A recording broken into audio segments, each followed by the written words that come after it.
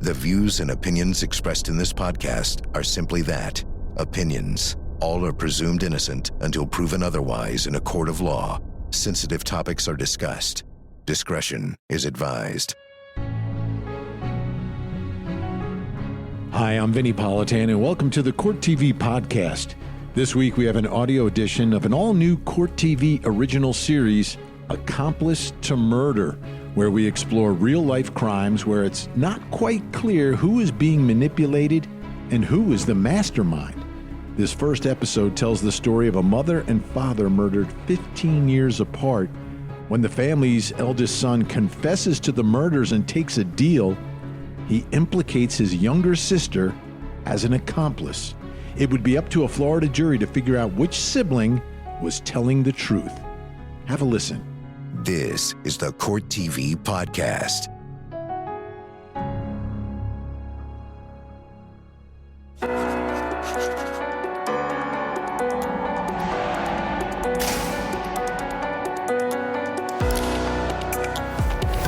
His eyes, he had black eyes like a shark. His father was killed in his bed, shot in the back of the head. They didn't call him Dad. They called him it or the monster. The police were dead set on getting Stacy for this murder. I said to her, I know that you were involved in this. At some point, I'm coming after you. Well, this is a really disturbed person. She was terrified. They were going for the death penalty.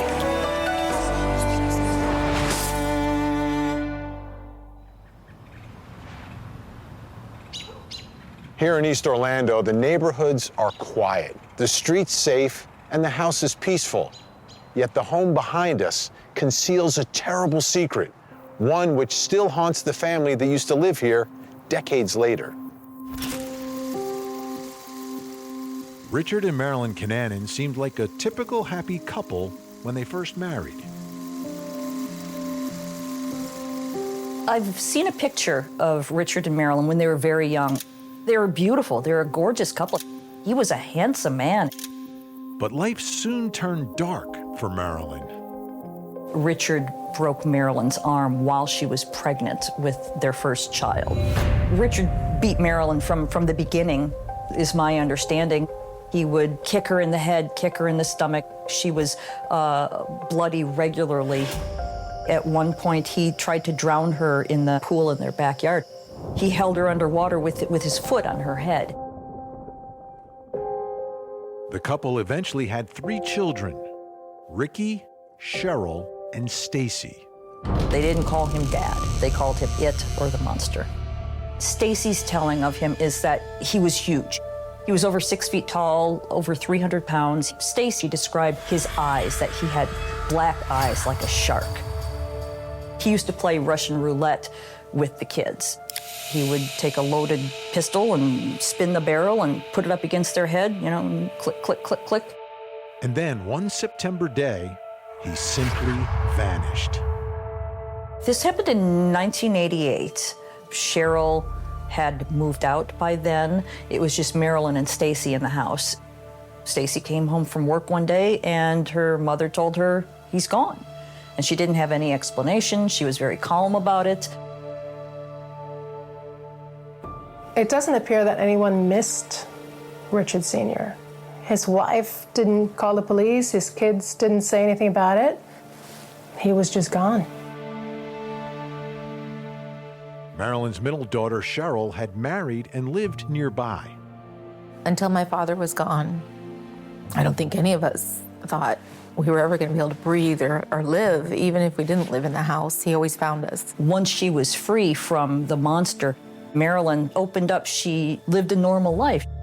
She blossomed into this person that I think she always was this person. Marilyn's youngest daughter, Stacy, also remained in Orlando and soon fell in love. Susan's a little older than Stacy, but they became good friends. They weren't looking for a romance with another woman. They just fell in love and decided, well, this works for us. But life for Ricky Kananen, Marilyn's eldest son, hadn't gone as smoothly. Ricky was the first child. He was the only child for about 8 to 10 years. And so he, of course, got the brunt of the abuse. Richard was a loner. He was gone a lot. Stacy and her girlfriend bought a house down the street from the mother's house. And then Richard moved in with them. It's a block away. It was nice to come home to a cooked meal. And, you know, they'd have game nights. They would go out to dinner and a movie. I think we started to relax and we started to breathe, and it was a good feeling. But then, 15 years to the day after her husband vanished, Marilyn fails to show up for work.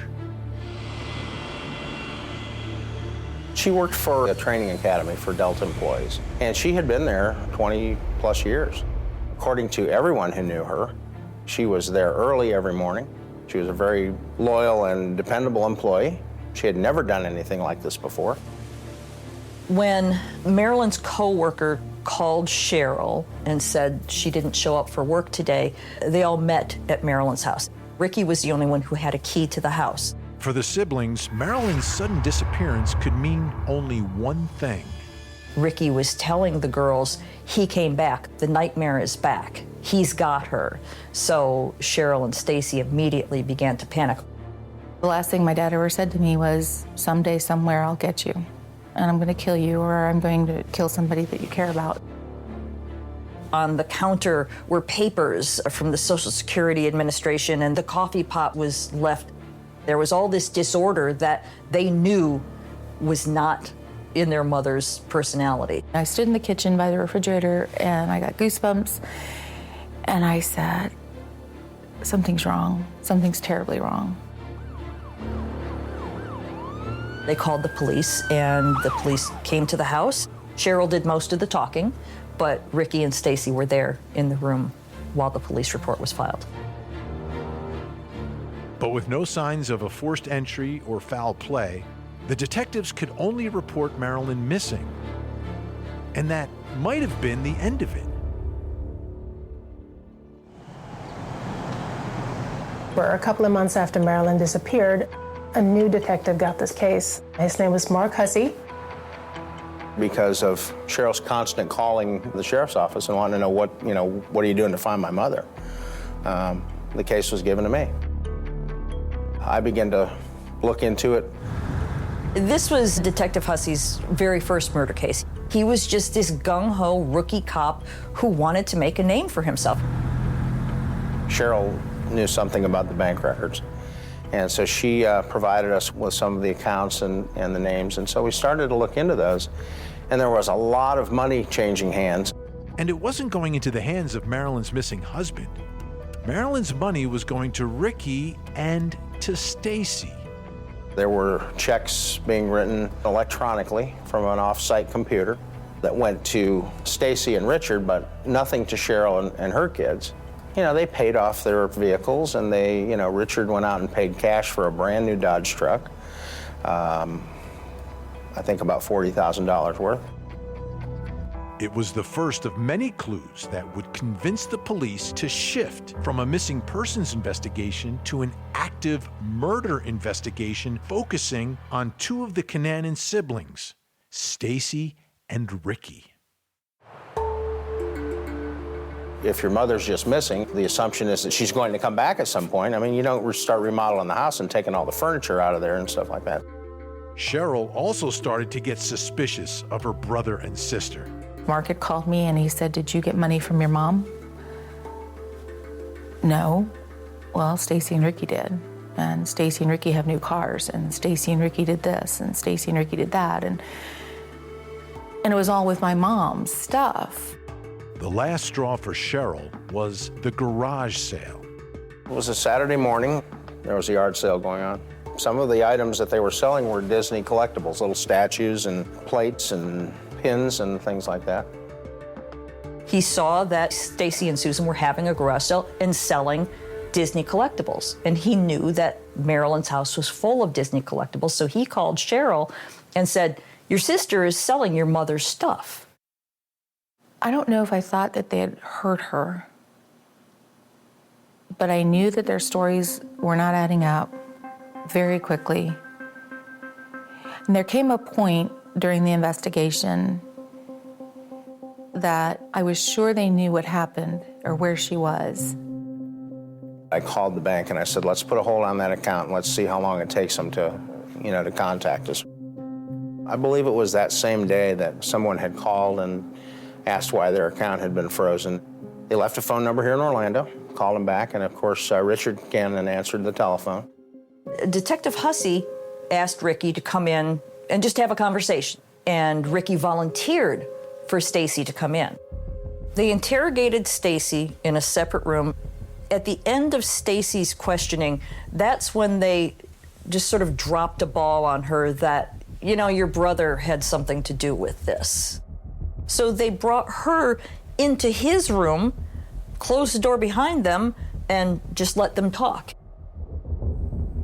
It's a technique that we frequently use. We'll put suspects together in a room, and sometimes they talk to each other. They sit there, and a lot of times they will make incriminating statements.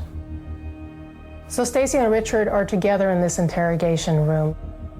They're whispering back and forth across the table. At one point, they hold hands and look at each other intently. Now, some of that's audible, not all of it. Richard at one point seems to say, it's the gas chamber for me. The problem was for us that day is that they were whispering. We couldn't hear it. And eventually they just let them go. They just let them go. Unbeknownst to them, police had put a tracking device on their vehicle. They go buy NyQuil and sleeping tablets and go to one of Richard's storage units. They ran an exhaust hose into the car. They took the NyQuil, they took the sleeping medication. They each scrawled a short suicide note. Ricky tells Cheryl that he loves her, and Stacy says goodbye to Susan, writing, "We had a part in Mother's leaving." Everything was on track until police arrived. I got a phone call from my sergeant, and he said, we just picked up Richard and Stacy. They tried to commit suicide. They were on their way to the hospital, and we sent 2 detectives over there to interview them. I don't think they got too much from Stacy, but Richard was more forthcoming. Upon being questioned by investigators in the hospital, Richard confesses not just to the murder of his father, but also to the murder of his mother. He told us that his father was buried at the mother's house and that their mother was buried in their backyard over on Okaloosa Avenue. Mr. Kananen was buried deep in the ground, I'd say 6 or 8 feet deep. He was wrapped in a plastic tarp and then also wrapped in his bedclothes, sheets and things. He was killed in his bed, shot in the back of the head. Based on what Richard had told us, we knew where to look for Mother. She was buried in a very shallow grave. She was wrapped in plastic garbage bags and then duct taped. The autopsy revealed that her mouth and nose had been duct taped also. We also found some taser darts. She was tased prior to being suffocated. With a confession in hand, the police arrest Ricky and charge him with the murder of both Marilyn Kananen and Richard Kananen Sr. Investigators then turn their attention to Stacy, who they are convinced is an accomplice to both murders, perhaps even the mastermind. When she woke up in the emergency room, immediately, as soon as her eyes started fluttering, detectives were asking her questions. Did you kill your mother? Did you kill your father? They thought she might have something to do with it, but there was no evidence. There was nothing to legally keep her confined in any way, so they let her go home. Detective Mark Hussey clearly is dead set on getting Stacy for this murder. He's convinced that she was involved in her mother's killing.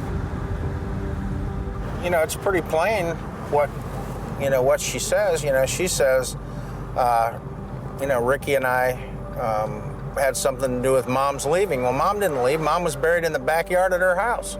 There was never any doubt in my mind that she knew exactly what was going on. I said to her, I know that you were involved in this, and at some point, I'm coming after you. You're going to be arrested for this. Just weeks before Ricky Kananen was to go on trial for the murder of his mother, he accepts a plea deal from prosecutors.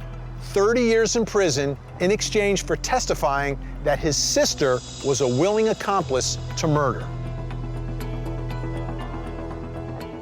You know, the case raised my eyebrows from the beginning because she's indicted within days of Richard having taken this plea and told his umpteenth version of this story. There was just clearly no evidence, I mean, nothing to back up Richard's story. I want you to pay attention to what evidence existed and when, because the only thing that changed between them only having a case against Richard in December of 2003 and Stacy being arrested for murder in May of 2007 is that her brother decided to weave his fifth version of what had happened. Diana Tennis was a very accomplished local attorney. She held her own. But the prosecution had two siblings who were prepared to testify that Stacy was complicit in the murders of both her father and mother. I was told by the detective that my father had been shot in the back of the head, and he was sure that my sister had done it because she was the only one around at the time. The lead prosecutor in this case was Robin Wilkinson. Ladies and gentlemen of the jury, September 10th, 2003, Marilyn Kananen, a mother of 3 children, left her work at the Delta Connection Academy to never be seen again. She is, frankly, a little attack dog. You know, she's not going to cut anyone any slack. Ladies and gentlemen, the State's Court Constable is defined that Richard and Stacy worked together to kill their mother. The prosecution had to sell to the jury this idea that Stacy's behavior after her mother's disappearance was not reasonable. State called Cheryl Bracken. The takeaway from Cheryl Kananen's testimony was really that her siblings seemed completely unconcerned about their mother's disappearance. After your mother was missing, are you still calling the sheriff's office all the time? Constantly. Does your sister Stacy ever call you to talk about your mother? Never. What about Richard? Never. They didn't do any of the normal things that one might expect from children looking for their missing elderly mother. But the most damaging testimony would be Ricky's. The prosecution's case was based almost entirely on Richard Kananen Jr.'s testimony. Who's your next witness? State call Richard Kananen. The moment Richard Kananen Jr. entered the courtroom is really memorable to me still.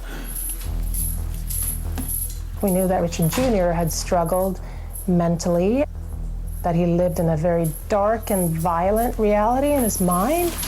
You solemnly swear. He was unshaven. He really played the part of this crazy guy living in his own reality. Mr. Kananen, did you kill your mother? Excuse me? Did you kill your mother? Yes, I did. And was someone there to assist you in killing your mother? Yes, there was. And who was that? Stacy, my sister. Robin had to prove that Stacy was a willing and full participant in the murder of her mother. She wasn't a coerced accomplice. And when you were planning to kill your mother, what did Stacy say and how she wanted to do this? She just wanted her dead. Richard says that both planned the killing, took their mother out for a movie and dinner. Do you remember what movie you saw? Yeah, Charlie Angels 2. Came back to the house and they were talking like nothing was going on. Stacy, though, had a taser. They were all standing around talking. She tased her mother. Where were you when Stacy tased your mother? I was sitting down at the breakfast nook counter. Her mother falls to the floor and Richard then pulls out a bandana. Can you explain to the ladies and gentlemen of the jury, how did you suffocate your mother? Took a bandana and put it over her mouth and her nose. When do you pull the bandana up? After a while. Why'd you pull it off? There wasn't no breathing. As he describes Stacy using the taser on her mother, him suffocating her, Stacy at the defense table begins to crack just a little bit. She's been very composed up until this point. It was the first time that we'd really seen emotion from her. What was your sister doing as you're suffocating your mother? She was standing over there, over me. During the trial, when he was testifying, He looked at my sister a lot. I think he never thought that my sister would be free this long. And he was finally doing the right thing. Did you carry your mother by yourself? No, Stacy, I'm a carrier. Once you put her in the trunk, what did y'all do? Drove to the storage area where we had freezer, or put her in the freezer, parked the car in the storage area and went back to the house. One of the really telling pieces of evidence, according to prosecutors, is the suicide note. The suicide note was a problem. I mean, that certainly is not a piece of evidence that I went in thinking, oh, they're totally going to understand why it is she would do this without it being an acknowledgement of guilt or, oh my gosh, I killed Mom. When you wrote this part of the note, was the rest of the page blank? Yes. This portion here, whose handwriting is that? Stacy's. I go into every trial believing that it's winnable. On the other hand, part of your job is to assess likelihoods so that people can decide, should I take the offer on the table or go for broke? Part of the job is giving people a real good, honest, objective assessment of that. I thought there was a very good chance we could lose. When we return, the jury hears horrifying testimony about the Kananen's father, Richard Sr. We went in the bedroom, he locked the door, he pulled out a handgun.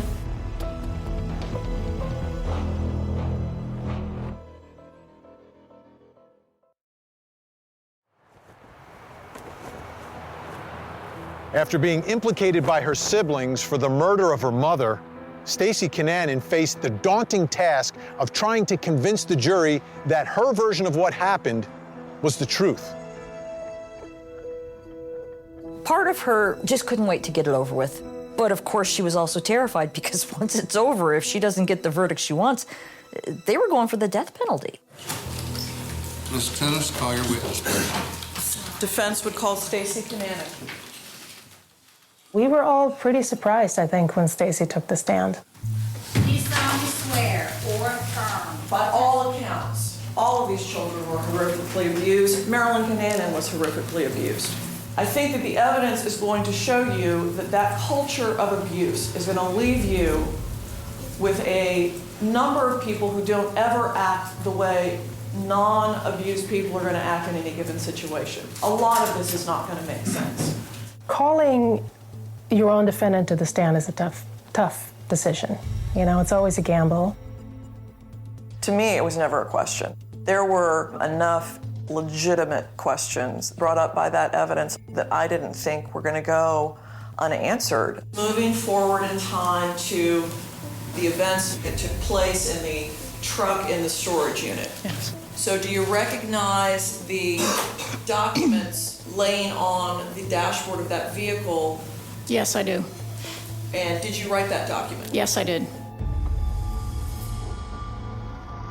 The creepy part of this case is that Richard Sr., all 6'4" of them, of evil, really, loomed over that courtroom. One of the most shocking points in the testimony to me about Richard Sr. was one night when he had taken his girls for a drive. He stopped at a bar, got hammered. How old would you have been? 6th grade, I'm not sure of the age. Then he decided, well, we'll go back home. I don't know, it was after the bar closed, 2 in the morning, 1 in the morning. And when we came in the house, my sister went to where we had our bunk beds. He told my mother, you're not sleeping in the room with me. Stacy's going in the room with me. My brother was sleeping in the living room on a pull-out sofa at that time. We went in the bedroom, he locked the door, he pulled out a handgun, and then he raped me with the gun in my mouth. The way that this affected Stacy is that she learned to just shut up and just be as invisible as possible. Tell the jury, what did you learn when you were a child about defending yourself? The more you fought back, the more you argued, the worse you got beaten or raped or whatever the abuse was of the day. Staying passive and doing what she was told was a strategy that helped Stacy survive years of her father's horrific abuse. But on the day of the interrogation, that strategy failed when she was confronted by a manipulative and suicidal brother bent on taking her down with him. This was her brother, her protector. Suddenly she's hearing he's a murderer. She didn't know how to react to this because this was a new circumstance. Ricky convinced her that the police are going to arrest them both. They're going to go to jail. She finds out that law enforcement, in fact, thinks mom is dead and perhaps buried in her yard, and that her brother had something to do with it, and there's $100,000 missing, and your hands are all over this. And she's got her girlfriend of 15 years who she knows is going to be swept up in this. Susan benefited from the money. The body's also in Susan's backyard. At this point, Stacy was so overwhelmed. When do you recall there being the first conversation about there being an actual suicide attempt? He told me that because Susan and I own that house, and because that body was going to be found in my backyard, if I didn't kill myself or do something to myself, that they surely would come after Susan also. She was just sort of tired and out of it and didn't really know what was going on, was just trying to sort of get this over with. And somehow, Richard apparently convinces Stacy that the only way out is to kill themselves. When she wrote the suicide note, what she explained she meant by the line, "we had a part in Mother's leaving," is she felt genuinely responsible that if she hadn't invited Ricky to live with them, their mom would still be alive. The jury had seen testimony into what the defense claimed was the mind of Ricky the manipulator. Now, the jurors were about to look deep into what the defense claimed was the mind of a murderer. It was a handwritten document, about this thick, stack of papers, and it was called The Scales of Justice. The draft novel was discovered by Susan and Stacy, who turned it over to police after Ricky was first arrested. It contained chilling descriptions of its main character killing child abusers with his bare hands. To see the fear in the eyes as you squeeze their throat, as the larynx is being crushed. In it, he tells a story of a young man who grows up to save abused children. The way the victims in his novel were bound had eerie similarities to how Marilyn's body was found. You see them trying to cry out, but the duct tape works so well. Their hands and feet spread eagle and tied down so very little movement can happen. This book is, in part, autobiographical, correct? Some of it is what happened in my childhood, yes. If you look at a 200-page manuscript that he wrote, this is more than just a guy with a bad history who wants to write a quasi-autobiographical novel. This is a really kind of disturbed person. The main character's father's name is Richard, correct? I guess so. And it's about an abused child who kills his abusive parent? Yes. I think at the core of it, this man may seriously, genuinely be very mentally ill. After casting doubt on the sanity of the state's star witness, Tennis next turned her attention towards the main weakness of its case against Stacy. The prosecution really had a tough job here. Their evidence was pretty much circumstantial. They had nothing directly to tie Stacy to this crime. Good afternoon, Detective. Afternoon, Ms. Tennis. One of the things I was most impressed with Diana Tennis about is that when she was interviewing Detective Hussey on the stand, she was able to, through a series of very common sense questions, show that he hadn't done his job. You know, I think a lot of it didn't add up. Missing persons had a case that had gone somewhat cold as far as where to find this missing woman, correct? Correct. And so they give it to the new kid on the block to play with. Yes, ma'am, they did. I think the jury ultimately wanted something other than Ricky to tell them how this thing went down. That doesn't mean that the cut ends of the tape could not have been swabbed and tested for DNA, correct? I don't know that. You'd have to talk to the crime scene people. I'm not sure. Did you ever talk to anybody about having that tape tested for DNA? I don't recall. I think that the CSI television shows have hurt us. And the jurors are all lay people. They obviously don't know a lot about physical evidence and how it's collected and what it means and things like that. When you don't send a single piece of evidence to the crime lab to even try to give the jury something forensic, something scientific to hold on to, I think they hold that against the prosecution. Then Diana Tennis turned to Detective Hussey's testimony about the allegedly nefarious garage sale. The garage sale. Oh my gosh.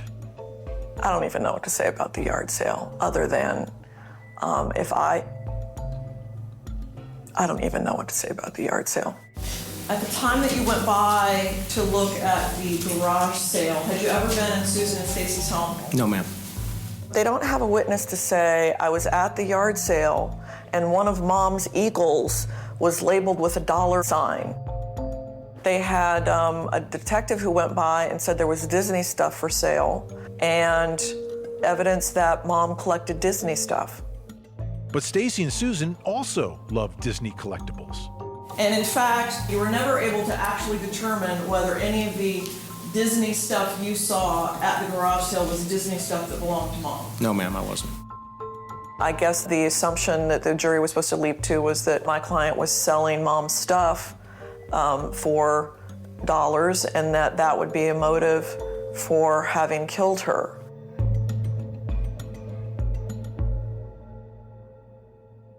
Now, the conversation where you talked to Richard Kananen about the actual facts surrounding the killing of his mother takes up 3 transcribed pages. Does that sound about right? It's been a while since I've looked at that, but sounds about right. It was as the trial was going on that this picture of Marilyn was getting, for me, clearer than it had ever been before.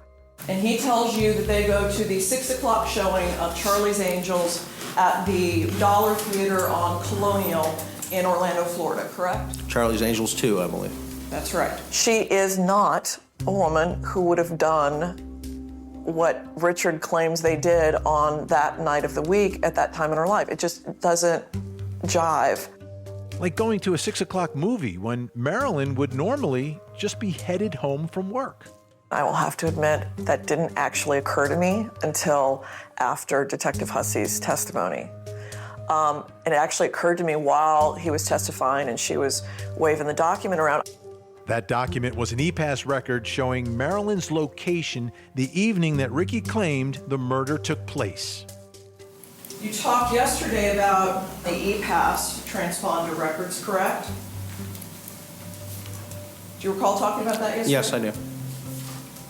And you recall talking about the last transponder entry on September 10, 2003 at 5:53 in the afternoon, where she would have been located at University and 417, correct? That's correct. Well, you knew already that Marilyn Kananen was not at a 6 o'clock movie on December 10th, correct? I don't know that. What? Well, she's either in a movie theater at 6 o'clock, per Richard's story, or she's 20 minutes away from home on her way back in her car, per the E-Pass records. And so she's not home until, call it 6:15. You knew that she was somebody who wore work clothes to work and not work clothes to not work, correct? I did find that out later, yes. So she would have had to, at the very least, change clothes, correct? Yes, ma'am. And then they would have had to have gotten to the theater, correct? Yes. So a 6 o'clock movie just flat out didn't happen, right? Probably. I don't think it made or broke the case, but I think it was a part of his picture that just didn't ring true. Coming up, the defense and prosecution rest their case, the media settles in for a long night, and then The phone call came in. The jury's back already. We've all heard that when a jury comes back fast, that's a guilty verdict.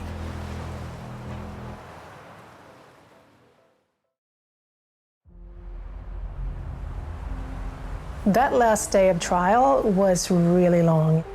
We were all like ready to go to bed, basically. Stacy and Susan and Diana, they went out to dinner just down the block from the courthouse. My fiance calls it the last dinner, that waiting for the verdict. We're all over at that Italian restaurant together, and it's anxiety. I was very, very, very scared. You know, they read the word guilty, she gets cuffed, she gets taken to jail, and she's never getting out again. Late into the evening, the jury was sent out to deliberate. It's a Florida thing. They don't break and come back the next day, in my experience. We often stay late. So when the phone call came in, you know, Diana said, the jury's back already. It had only been a couple hours. I don't remember exactly how long it was, but it was that same night they came back in. It's always a procedure. You know, the jury comes into the room and it's not instant. The jury gave the papers to the clerk gave it to the judge read it, gave it back to the clerk. You'll publish the verdict. And she's just waiting. And then when they read for this count, yada, yada, yada, case number, et cetera, et cetera. State of Florida versus Stacy Kananen. Verdict as to count 1. We, the jury, find the defendant not guilty. So say we all, this 12th day of March, 2010, at Orlando, Orange County, Florida, signed by the foreperson. Do you want to poll the jury? Yes, Your Honor. Poll the jury, please. I'm going to call you by your badge number. Well, I'm a crier, so I immediately start the waterworks because that's what I do. Yes, ma'am. I think she cried too. I think we were both somewhat surprised, and I think we were both incredibly relieved. If you want to wait for your paperwork, you can. If not, you're free to go. Thank you, Your Honor. It was this beautiful moment. I hate to say that about a murder trial, but it really was. It was a stunning moment. For Detective Hussey, the verdict came as a surprise. I adhere to the philosophy that it's better to let a guilty person walk than it is to put an innocent person in jail. But for Cheryl, the exoneration was a shock. Let's go. All right, baby. My sister's there with her suit and her supporters. And, you know, my brother fit the package that they wanted to fit. He looked like the murderer and he looked like the horrible person. And let's just tie this all up and put it on a bow and send him away, and we won't have to think about this anymore. I know in my heart that justice wasn't done. No doubt in my mind. That was so wonderful. After being exonerated, Stacy Kananen returned to Florida, where she has tried to put it all behind her. The death of her mother, the trauma of being accused as an accomplice in the murder of her parents, and a trial that could have ended in her execution. She really just wants to move on with her life. That's the reason I'm doing this for her, because I know the story probably better than anyone else, other than maybe Susan. Despite being cleared of all charges, Stacy remains haunted by the shadow of the monster. She couldn't get a job that would pay her well and treat her with respect, because all anybody had to do was Google her name. And boom, there you've got a murder suspect. So she had a really hard time finding good work. The trial also put incredible stress on her relationship with Susan, who is currently being treated for cancer. It wasn't just Stacy's life that was being affected by this, but she still stuck by her side, and you know, they're together to this day. They didn't let this tear them apart. She has yet to fully recover from her older brother's betrayal. On one hand, she was devastated because this is her brother, and they'd been through so much together, and he'd always been her protector. She couldn't believe that he was doing this. On the other hand, she's fully aware that Ricky, even though he may have committed murder and he may have done all these crimes, he didn't really stand a chance from day one. How else could he possibly have turned out? If there's one person Stacy is bitter about, it's Detective Hussey. Oh, she absolutely felt victimized by him. She felt as if he had a vendetta against her specifically. This wasn't just professional interest. He had it in for her. He wanted to nail a suspect, and he didn't care how he did it.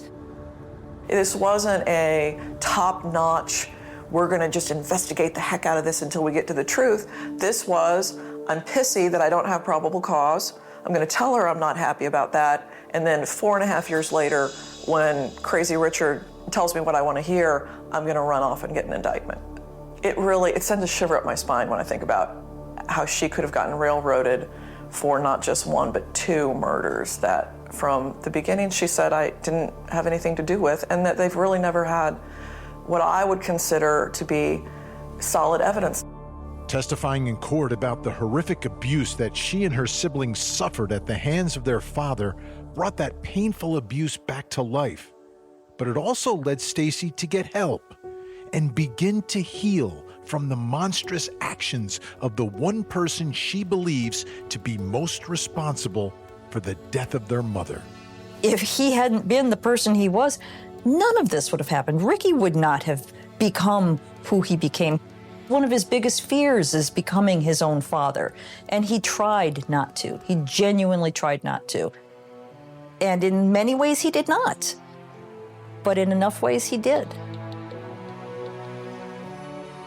Ricky Kananen remains here at the Zephyr Hills Medium Security Correctional Institution. He has served most of his 30-year sentence and is scheduled to be released in June of 2029. Stacy mourns the loss of her sister. She would like to have a relationship with her sister. She wanted to, but they were never able to repair it. I don't feel justice was served, but she's my sister, just like Ricky's my brother. It's not gonna bring my mom back or my dad, but a part of me loves them. You can't live the way that we did and come out of it normal. There's no way.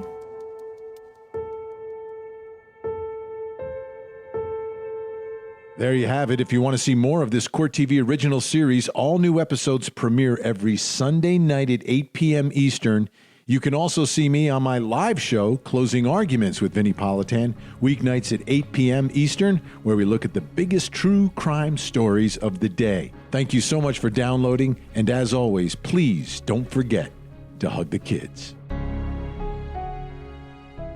This podcast is a production of Court TV. Go to CourtTV.com for more content, trials on demand, and to find out how to watch Court TV in your area.